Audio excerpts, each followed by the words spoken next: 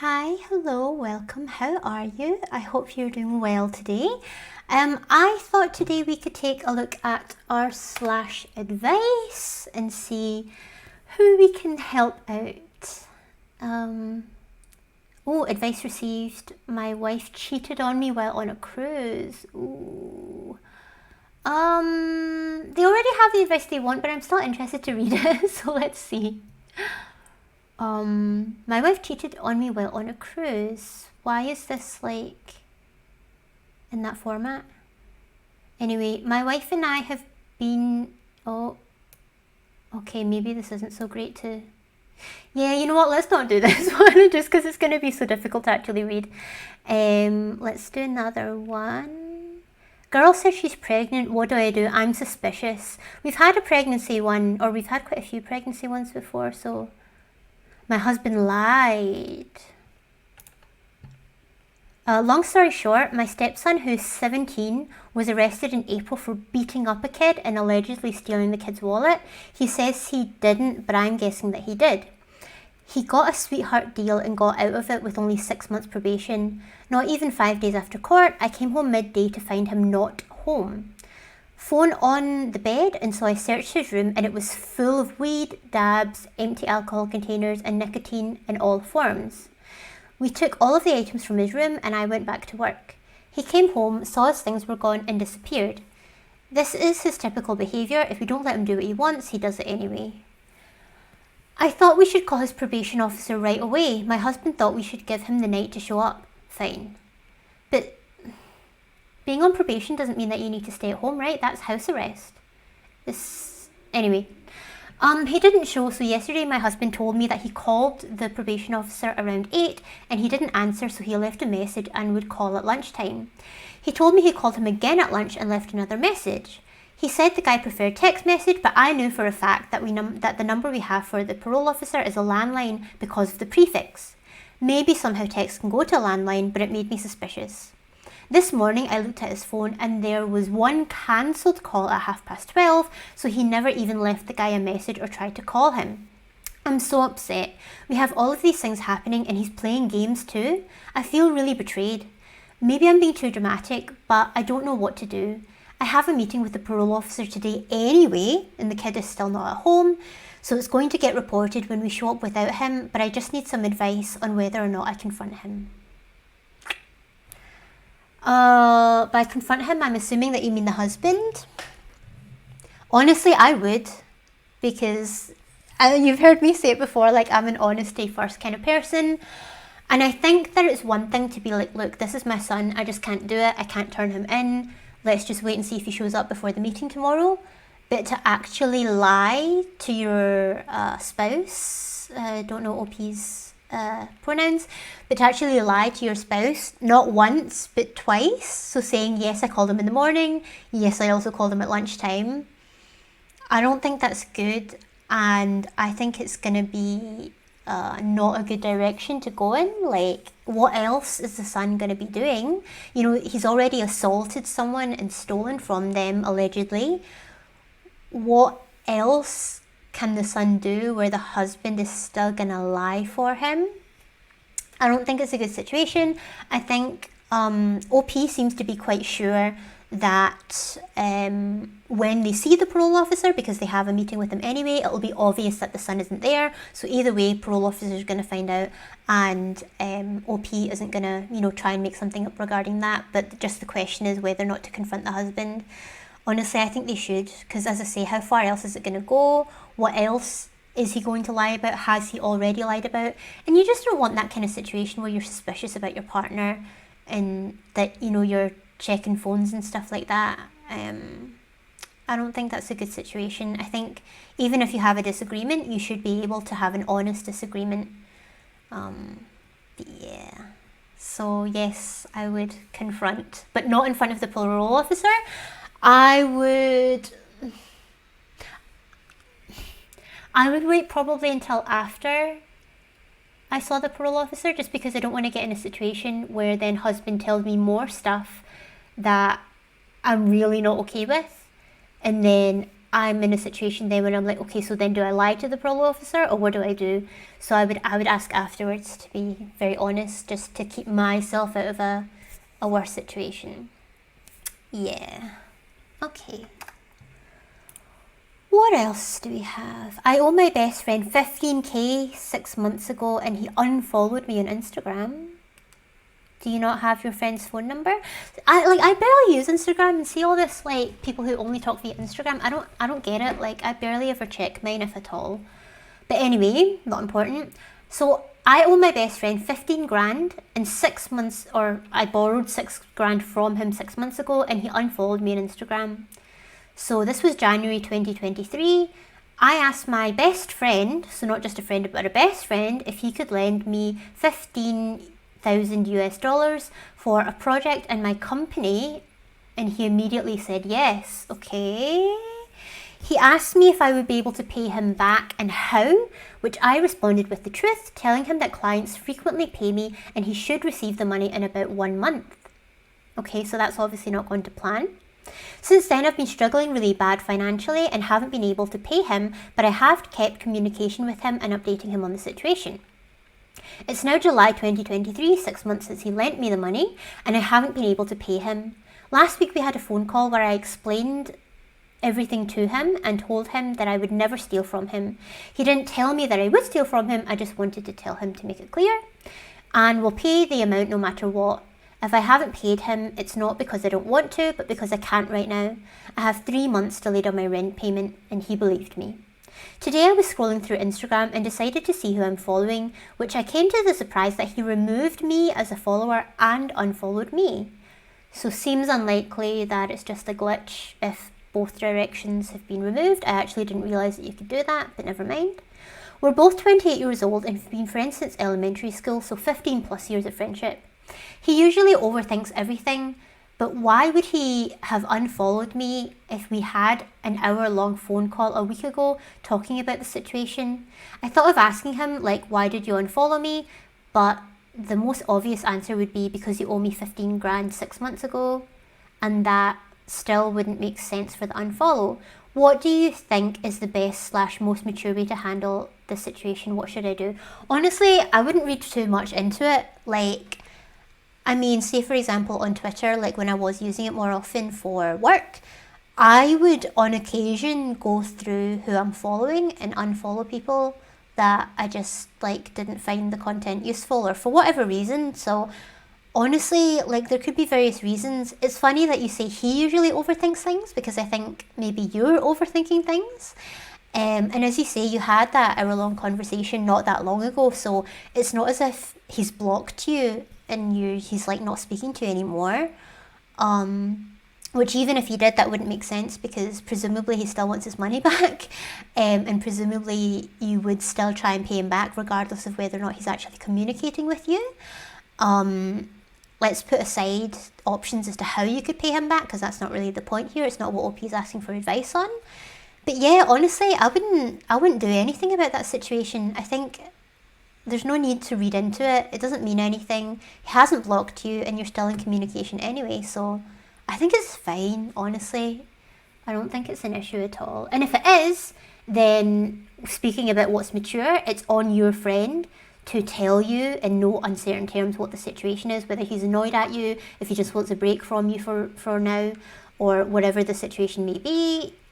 Like, communication is a two-way thing at the very least. Communication between two people is a two-way thing, and so in terms of being mature, you both have to come with a bit of maturity, you know what I mean? But honestly, not an issue. It's fine, it's fine. What else? Advice received. I signed an NDA. My girlfriend is upset. I won't tell her what's about. That's the whole point in the NDA. This is silly. Honestly, do you know what it reminds me of? Like, the other day in a peer support group, I saw a thing that was asking that, like, is it really a thing that when you tell someone a secret, they'll only keep it secret from people who they are not in a relationship with? And unfortunately, in my experience, that is a thing, but I don't see why it should be, because being in a relationship with someone doesn't automatically mean that you therefore are de facto the same person. Like, just because you trust one person doesn't mean that you also know and trust their partner. So I honestly think this thing of, like, keeping it a secret from everyone apart from your partner is stupid. Of course, I completely understand and agree with not keeping your own secrets from your partner, but betraying someone else's trust and telling all the secrets to them, I don't think that's okay, personally. I know that it happens, but I don't get it, and I don't think it's right. And equally, then signing a legal document saying that you're not going to disclose information about whatever thing is to anyone, I think the law would agree that it doesn't mean except from your girlfriend. So yeah, I'm not going to bother reading that one because I don't think it's going to be very interesting. I think my online friend might be a creep. Then don't be friends with them. This is not safe for work. I can't be bothered with that right now. I don't want to circumcise our unborn son. How to convince husband. This might be related to religion, which I am not that knowledgeable about. So because of that nuance, let's not do that one for now. What do you do when you and your fiancé disagree on big wedding things? I've never been engaged or married, but this seems more like one that we can maybe do. So what do you do when you and your fiancé disagree on big wedding stuff? So OP says, I was recently watching wedding TikToks, and this particular one was about why you shouldn't have kids at your wedding, and I agree with this. So I showed it to my fiancé, thinking that he was going to laugh and agree, but to my surprise, he said that he completely disagrees. He wants to have kids at our wedding. I was so shocked and told him that this was a non-negotiable for me, and he agreed, saying that it's non-negotiable for him too, but in the other direction. His brothers recently both had kids, so he really wants his nephew and niece there. But he's only recently had the kids, so they won't even know where they are anyway. Oh my gosh. But I'd always envisioned our wedding more adult themed. I've seen and heard so many horror stories about kids at weddings and the many ways they can ruin it, and I don't want to deal with it. I don't have kids of my own because that's not something I want or know that I ever will, so why would I want them on my special day? Plus, weddings aren't really fun for kids, especially ones that aren't even like a year old. Like I say, if they've just recently had kids, they're not going to be old enough to be conscious of what's going on, and you also can't then like reason with them and say, hey, just be quiet, we'll do this in a minute or whatever. It doesn't make sense. They're not going to remember it. They're not even going to know they're there. Anyway, it's more of an adult experience, and I wanted all the adults there to have fun and not have to worry about babysitting their kids. I don't know what to do. He refuses to see my side, and this is something I will not budge on. Help. It sounds as if neither of you are going to budge. So it sounds as if the only thing that you can do is to come to a reasonable compromise. And the first thing that pops into my head is to say, okay, if this is only about your brother's kids, then let's only allow your brother's 2 kids to be at the wedding, but no other children. Like, why does it have to be a black and white thing? Either we allow all the kids or we don't allow any kids at all. Plus, it's like paying for the meal and everything like that. Like you say, most kids, like, don't even enjoy weddings anyway, and if they're old enough to be eating like regular adult food, but they're not old enough to appreciate or enjoy it, like say 4 or 5 years old, like, I mean, I think you know my opinion. Like, I completely agree with not having kids at weddings. Like, if it's your choice that you want kids at weddings, that's fine, but I would choose not to have them there. So naturally, I completely understand why people wouldn't want that. But as I say, it sounds as if both of you are just completely stubborn about it. I mean, you could try convincing them using the arguments that I've made in terms of they're not even old enough to consciously know that they'll be there anyway, never mind even remember the event. But assuming that fiancé still doesn't care about that, it's not a thing for him, then yeah, sounds as if you're going to have to come to a compromise because neither of you want to move on it. But like I say, I don't think it has to be a black and white all or nothing situation. I think just make the exception for those 2 kids and no one else. All these promoted ones lately, I don't usually get them. How do I continue a friendship with a guy who has rejected me? Do you want to even? Does he want to? So for context, I'm a 23-year-old female and fell for a younger guy who's a 19-year-old male that I met online. When we started talking, he showed interest in me romantically, but I stated that I just got out of a long-term relationship and was healing from it. But I'm still open to anything happening between us. So it's more of like a disclaimer rather than a I'm not ready. It's like, yeah, something might happen, but just so you know. He respected my feelings and toned down the flirting. But as we kept conversing, I started developing feelings and I was falling hard. So when I confessed my feelings, he stated that he feels the same, but he wasn't ready yet for a relationship either and wanted to take things slow between us because he didn't want either of us to get into a serious relationship despite not being ready yet. That's very mature. I like and appreciate this. However, Opie says, this really tore me apart. My feelings got ahead of me and I said things I shouldn't have and probably scared him off. Like, I have grown to like him so much that it will hurt me to see him with someone else. Yeah, that's a bit too much. And also that the sweet words and promises he made just made me fall harder and hope that he would actually court me or had plans to be in a serious relationship with me. He told me that he actually held himself back because he wanted to respect the fact that I'm still healing from my previous relationship, so he didn't expect anything out of us. If we were to become just friends or more than that, he was fine with it. And also because he was still healing from his previous traumatic relationship as well. He didn't want us both to dive into something serious when we clearly were not ready yet. We were conversing on Telegram, that keeps you anonymous, and he has asked me a couple of times already for my social media due to the fear of losing or accidentally deleting our conversation in the app. I was hesitant to give it at first and I wanted to get to know him more first before revealing such info. Okay, so you're basically telling this guy that you're essentially in love with him and that you don't want him seeing anyone else, but you don't even want to give him your phone number?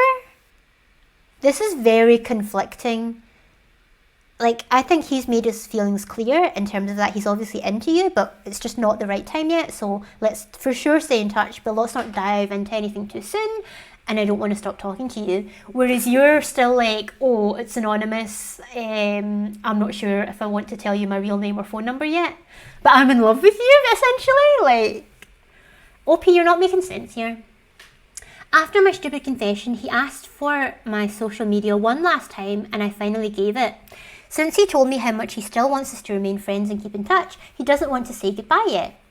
We made promises that we will still talk and share with each other our troubles, etc. like we used to, and hang out if we ever get the chance to be in each other's city. However, I could really feel that what I did made him close himself up to me. Girl, you're reading too much into this. The effort to update me and be comfy with me is gone. I really fucked up. It hurts to see his profile, seeing his face on my social media, because it makes me miss him more. I have to force myself to eat and it's difficult to sleep. You're too deep. You're too fucking deep. Late nights remind me of our conversations. Ever since that happened, I have avoided talking to him. So it's not him that's avoiding you, it's you that's avoiding him. What is it she says? Yeah, what I did made him close himself up to me. It's not him, it's you. Yeah, ever since what happened, I've avoided talking to him because I'm scared to look desperate and actually be a nuisance to him. I still want to be his best friend/friend, even though you didn't even want to tell him your fucking name. But I don't know how I should approach him anymore. What should I do? Should I remove him from my social media and just let go? Or do I suck up my feelings and continue being his cheerful friend? I don't know who among my circle of friends to ask, so I've come here. Girl, you are too fucking deep into the situation, too fucking fast. You're conflicting yourself all over the shop. You just need to fucking shh. Just calm the fuck down. It's really not that serious. He's been very clear with you where he stands on the situation. So don't be all like up in his business, like being too hard, trying to change his mind, trying to convince him.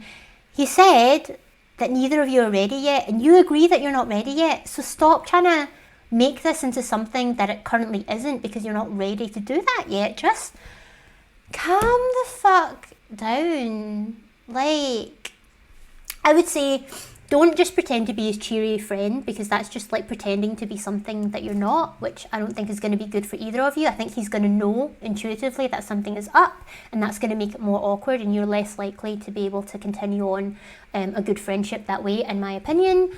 Don't necessarily just like unfollow him on social media, stop talking to him, but what I would maybe say to him instead is, hey, I'm going to be honest, it's kind of hard for me to see all your stuff on social media. Is it okay if we unfollow each other there, but I'll give you my phone number and we can just talk on Signal or WhatsApp? Would that be okay? I think that would just be easier for me to deal with it.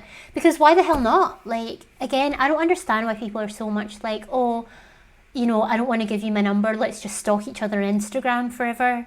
I don't understand that. Like, is it suddenly a bad thing to give people your actual phone number and not be reliant on social media? I honestly don't get it. But I think that would fucking solve all your problems, right? So he still has your number in case the chat on Telegram accidentally gets deleted. You don't have to see him on social media. That's your 2 fucking criteria, right? Just, yeah, literally, that's all you need to do. Just say, hey, it's kind of hard for me to see on social media. Like, I agree and respect what you said. Agree with and respect what you said in terms of we're both not ready for a serious relationship yet, and I still want to be friends with you, but it's just a little bit too hard for me to see you on social media, so is it okay if we unfollow each other there and we'll just talk on WhatsApp or Signal instead? Easy. That's all you need to do, okay? No biggie, no big deal. Just calm your pants. That's honestly hashtag too much, as the kids say. Is this guy a creep? Probably. I don't want to do that one. Can I sue Chick-fil-A for this? I don't know, but I'm kind of interested. I'm in Germany, we don't fucking have Chick-fil-A, okay? Seems to be an American thing. So can I sue Chick-fil-A for this thing?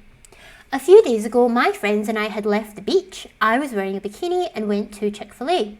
I meant to order mac and cheese, but ended up ordering cheese sauce unknowingly. When I opened the cheese sauce, it was extremely hot, so it slipped from my fingers and onto my lap. It burnt so badly, and my friends immediately passed me tissue to clean it up. Now I have second-degree burns with blisters near my private area. I have photos of the burn, as well as a photo my friend took of me wiping the cheese off myself. There was no caution on the container, and none of the workers mentioned anything about it being extremely hot. When I went to urgent care and they prescribed me medicine. I went to urgent care and they prescribed me medicine. Can I sue Chick-fil-A for this? I'm located in NYC. Again, I'm not in America. I don't know the laws in America. The first thing I thought about this was like, really? Like, you're just being like super litigious and whatever. However, I would expect something like coffee to be extremely hot. I wouldn't expect a cheese sauce to be that hot that it causes second-degree burns. That's actually very serious. It's one thing for it to be like, oh shit, that was hot, and you know, you maybe get a bit of a rash, but to cause second-degree burns is actually really bad. And there was that woman in America who sued McDonald's for giving her a hot coffee that didn't say caution hot. And again, I would expect a coffee to be that hot because you boil the water, but I wouldn't expect a sauce to be so hot that it causes burns. So honestly, I think, yeah, not as frivolous or litigious as I had initially thought. I think you've got cause here, I really do. You just need to make sure that you, of course, have all the proper documentation and things like that so that you can actually prove it. One photo of you wiping off cheese isn't that much. Hopefully you've got more photos than that. And if you still have your receipt from Chick-fil-A, things like that, proof of payment and the event taking place, along with the report from the hospital, potentially the bills as well. Just make sure that you have all the necessary evidence there to back up your claim. But yeah, I think you can sue. Whether you'll actually win is another thing, but I think based on the precedence of the McDonald's coffee case, yeah, fuck it. I think second-degree burns, you'll probably be scarred from that. So yeah, go for it and let us know how it goes. Let's do one more. I like the variation of the advice subreddit. I keep getting terminated without cause, so-called. Again, this will depend on what country you're in, the applicable laws. I keep getting terminated without cause, allegedly. I've been terminated from 3 jobs now without cause or reason. Companies say that it's not my performance, but I am not a cultural fit or something like that. So that is with a reason, to be fair. If they've told you that it's because of cultural fit, that is a reason. But anyway, this has happened at 3 jobs, and I normally get terminated in a week or something, so actually very, very quickly. Like I work only for a week and then I'm out. I am super polite, even to people who are not polite, and I try to be as professional as I can. The problem is that I never get any explanations when I'm being terminated. Has somebody been in a similar situation? 2 things come to mind. One, it's just a fucking excuse. There's some other reason that they're terminating you. They just don't want to tell you. However, if it was to do with something like age, sex, race, the way you talk to people, presumably they would know those things as part of the interview process. So presumably it's not something like that. But it could be something like... The second thing that I was thinking of is maybe OP is neurodivergent some way, so maybe has like autism or something like that, and people are just a little bit, don't know how to react to that person, which I would say is discrimination, and maybe wouldn't have been so obvious in the interview because, you know, you're in a certain situation, you've maybe got a script for interviews, but then when it comes into like normal working situation and interactions, maybe then people are a bit like, oh, that's a bit weird, maybe making people uncomfortable, so it's not a cultural fit, but actually it's not something that you're doing on purpose, it is because maybe you're neurodivergent or something like that. That would be my guess. So that would be useful further information to know. If it's not that, if OP isn't neurodivergent, I would hope that companies would talk to you if it's something about, you know, the way you talk to customers, if it's like the way that you dress is inappropriate for the workplace, if you're being inappropriate with the other staff or customers, for example. But those things I would class as being performance related and actual problems that I would hope that they would give a proper reason for. Happening 3 times in a row seems like not so much of a coincidence. But it's strange that they never actually elaborate, because it's not very helpful if you just say, oh, not a cultural fit, but we're not going to tell you what that means or what that is. It could also even be something as stupid as like, oh, we like to go for beers after work and you never come with us. I think that would also be discrimination, and that wouldn't be proper cause, again, depending on the applicable laws. But it sounds a bit like bullshit, partly, but because it's happened 3 times, I'm not sure. I think the only thing you can do is to really press them and ask, can you elaborate more? What actually is the reason? It's not an issue. I just really want to know so that I can improve on it the next time. But yeah, that's a tricky one. That's a really tricky one. But yeah. Doesn't seem like they're asking for advice, just asking if they've been in a similar situation. Me personally, no. But I have been in those situations where, for example, like my colleagues were just like super much wanting to socialise all the fucking time. And then it was always like, oh, let's switch who has to organise it every time. And then so it's just like putting me under pressure even more, saying that I'm required to not only attend social events, but to plan social events outside of work. I don't think that's cool. I think if you want to go, that's fine. But I don't think anyone should ever be pressured into doing it or feel like they're being treated differently because they're not doing it. Thankfully, in that case, I just expressed my feelings in one of the team meetings, and actually a bunch of other people agreed, said they also feel that way. So they said, okay, let's not make it a scheduled, regular thing that has to happen then. Let's just do it ad hoc. If someone decides that they want to, we can organise something, but let's not force everyone to do it every week or every month. So yeah. Cool! So that's all for this one today. I hope that you enjoyed this episode. I do have a bunch more other Reddit reaction videos that you can check out as well. Thank you so much for joining me today, and I hope that you have a lovely day and a very nice weekend. See you next time. Bye-bye. Bye, bye, bye, bye, bye, bye.